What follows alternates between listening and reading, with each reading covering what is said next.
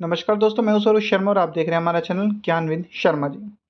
देखिए, एसएससी का जो फेज़ 13 का नोटिफिकेशन रिलीज़ हो चुका है। एसएससी फार्मासिस्ट सबसे बड़ा झटका, क्या एक भी वैकेंसी नहीं निकली? देखिए ऐसा क्यों हुआ। तो देखिए, मैंने आपको बता देता हूँ कि जैसे फ़ेज़ 10 की बात करें, फ़ेज़ 11 की बात करें, फ़ेज़ 12 की बात करें, जैसे हर साल सीजीएचएस वैकेंसी निकाल रहा था, लेकिन इस बार भी उम्मीद थी कि निकालेगा, लेकिन एसएससी के थ्रू अब की बार सीजीएचएस ने अपनी वैकेंसी नहीं निकाली। बिल्कुल सही सुना आपने। मैं आपको बता देता हूँ, देखिए, आपको नोटिफ़िकेशन देखने की कोई ज़रूरत नहीं है अब। जो बच्चे फार्मासिस्ट की तैयारी करने की सोच रहे थे, एसएससी ने अब की बार फ़ेज़ 13 में एक भी वैकेंसी फार्मासिस्ट की नहीं निकाली, एलोपैथिक की।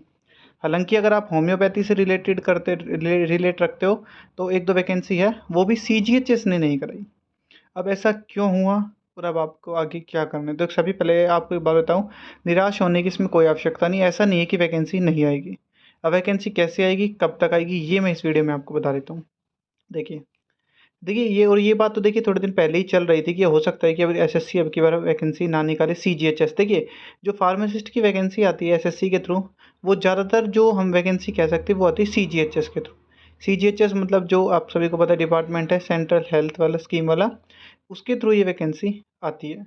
अब उसने क्या किया कि वैसे बातें हमें सुनने में भी आई थी और पहले भी बच्चों के द्वारा जो सीजीएचएस वगैरह में लग रहे हैं उनके थ्रू ये पता चला था कि सीजीएचएस ये सोच रहा था जो एसएससी के थ्रू जो ये सिलेक्शन पोस्ट के थ्रू आते हैं फार्मासिस्ट की, एक तो इसमें टाइम बहुत ज़्यादा लगता है, 1-1 2-2 साल लग जाते हैं वैकेंसी फिल करने में। दूसरा ये कि इसमें जो है फार्मेसी से रिलेटेड कोई भी क्वेश्चन नहीं आता था, जो भी बच्चे सेलेक्ट होते थे वो नॉन फार्मेसी में अच्छे होते थे, फार्मेसी में मतलब इसमें क्वेश्चन नहीं आते थे तो पता नहीं चलता था। एक था ये कारण। सीजीएचएस ने पिछले साल अपना जो वो नोटिफिकेशन भी निकाला था, जो गैजेटेड नोटिफिकेशन हम कह सकते हैं, उसमें भी कुछ चेंजमेंट वगैरह करने थे, वो भी किए थे। तो इसके चलते ये वैकेंसी अब क्या एसएससी के थ्रू नहीं आई है। अब आगे क्या होगा? आगे देखिए 2 ऑप्शन बताए जा रहे हैं। जो बच्चे, देखिए, हम तो बात करते रहते हैं, जो बच्चे सीजीएचएस वगैरह में लग रहे हैं और भी कुछ इन्फॉर्मेशन मिलती है तो हम आपके लिए इकट्ठा करते हैं। तो मैं आपको बता देता हूँ, अब 2 ऑप्शन है सीजीएचएस के पास। एक तो ये कि सीजीएचएस अपनी खुद की वैकेंसी निकाले और खुद पेपर कंडक्ट करवाए, लेकिन इसकी पॉसिबिलिटी काफ़ी कम है। दूसरी पॉसिबिलिटी ये है कि अगली बार जो अब एम्स का सीआरई का होगा 2025 में, उसमें सीजीएचएस जो है एम्स के थ्रू अपनी वैकेंसी फिल कराए।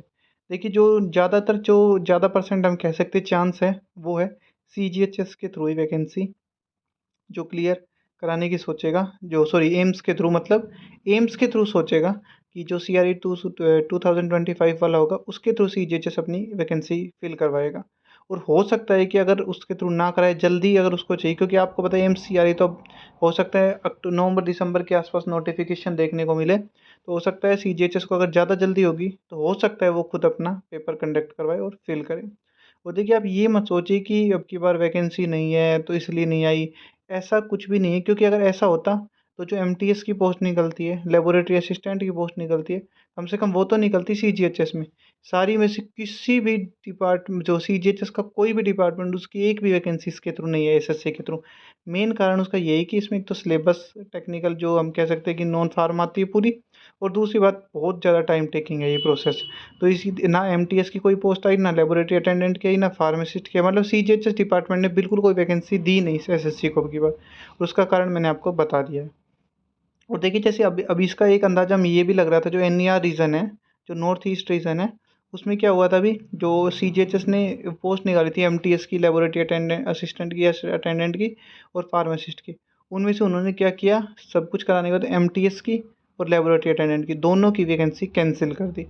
और जो फार्मासिस्ट की है उसका अभी तक कुछ भी नहीं हुआ है, उसका फाइनल रिजल्ट आए भी काफ़ी टाइम हो गया, अक्टूबर के आसपास आया था 2024 में, लेकिन अभी तक ज्वाइनिंग नहीं हुई है। तो माना जा रहा है कि इसी कारण हो सकता है उन्होंने ये वैकेंसी कैंसिल की हो, ताकि एसएससी के थ्रू ना होके ये जो प्रोसेस है सीजीएचएस खुद कराए या एम्स के थ्रू कराए।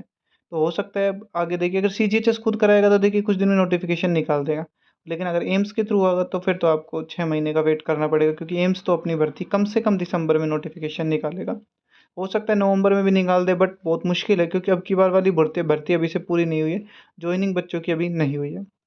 तो देखिए, एक तरीके से हम कह सकते हैं निराशा की बात है, क्योंकि बच्चे काफ़ी वेट कर रहे थे इस चीज़ का। और अगर आप होम्योपैथी से हो तो 1-2 वैकेंसी निकली है, वो भी सीजीएचएस के अंदर नहीं है, वो भी जो आई थिंक होम है, जो फैमिली वेलफेयर है मिनिस्ट्री, उसके अंदर निकल रही है, लेकिन सीजीएचएस के अंदर नहीं है, ये कन्फर्म है।